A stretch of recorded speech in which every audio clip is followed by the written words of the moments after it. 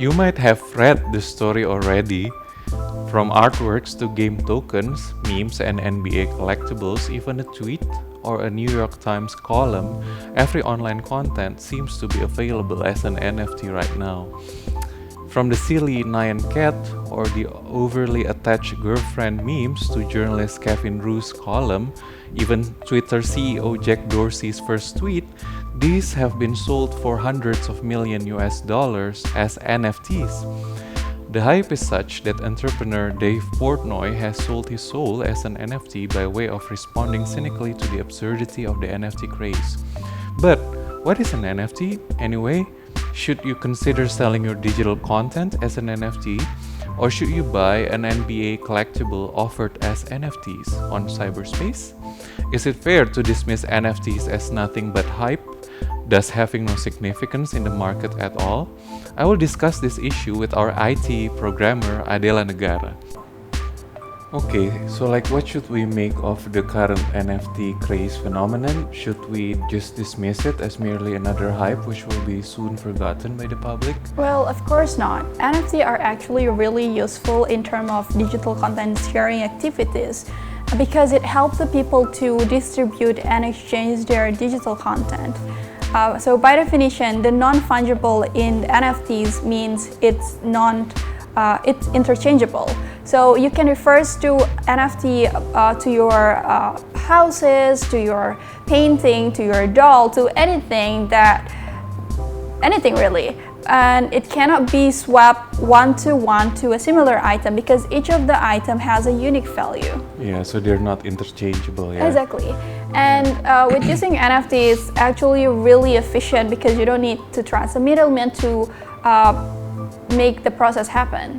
Okay, yeah, so digital contents are also non-fungible because they're not interchangeable. They have unique values, for each of them. And then it's interesting that you mentioned a house, earlier because recently people have also begun to use NFTs to sell physical items such as a house. So I heard that news actually. Yeah, in Germany, right? Yeah, exactly. Yeah, recently somebody was selling an NFT to a house in Karlsburg, Germany, through the NFT marketplace OpenSea. So, but then here's the thing, based on the logic of the NFT, when you buy the NFT to the house, you can just unlock a content which will help you contact the owners and arrange a deal with them, correct. which will be automated through the blockchain. Yeah, so it's not like getting the house through the online automation. It's not that simple. Yeah. So wow, that sure sounds good. But then can you explain to us how the NFT works in making these transactions online? Well, if you buy an NFT, you'll get something like a certificate of authentication for the product that is NFT. So the transaction from the previous owner to you will be done through cryptographically signed transactions. Oh, okay. Sign, you mean drawing a signature with your hand? Oh, of course not. It's not like a normal signature that we draw with our hand with a digital stylus, but digital signature are mathematical operation that will check whether they have a valid data or not. So when the transaction is submitted through the blockchain, the node in peer-to-peer network will check whether this transaction is sent by the legitimate owner. And then they will only declare that this transaction is successful if they have the same or the real digital signature. Oh, I see. And only then will they shift the ownership status from the seller Correct. and the buyer, yeah?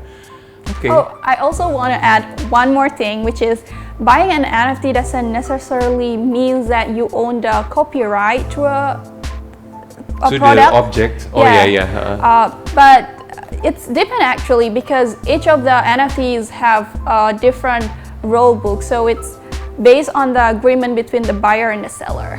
Yeah, and then it's also a good thing because that means that the creator can still retain the copyright, of anything that he or she is producing. Correct. Okay.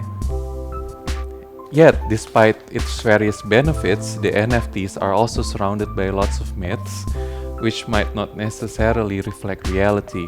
The first myth is that the NFTs will end content piracy once and for all. This is not true, unfortunately, as we have seen counterfeit artworks and digital content being sold as NFTs over the blockchain or unauthorized NFTs of authentic art are also sold online. Tracking down these counterfeit NFTs will be difficult since no one is actually around to supervise their authenticity and legal compliance. The second myth, which we will address, is that the NFTs will, in and of itself, result in a fairer compensation scheme for content creators. This is also not always true because the factor determining whether the content creators will be compensated fairly or not will depend on the kind of contract or consensus they make over the blockchain. What is true and interesting though is that the NFT is always trackable in the blockchain. Special rules can be set such that each time the NFT is sold in the blockchain for cryptocurrency, the initial creator will receive a certain percentage of the transaction. This will enable the artists to keep earning money as their arts are being traded and distributed.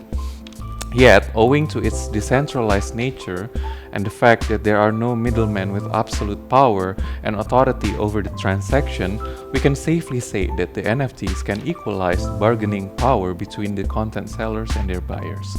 So that's all for our talk show program for today. Don't forget to subscribe to our YouTube channel, Blockchain Zoo, and then if you want to leave questions, suggestions, please leave them in the comment section below. Please wait for our next episodes.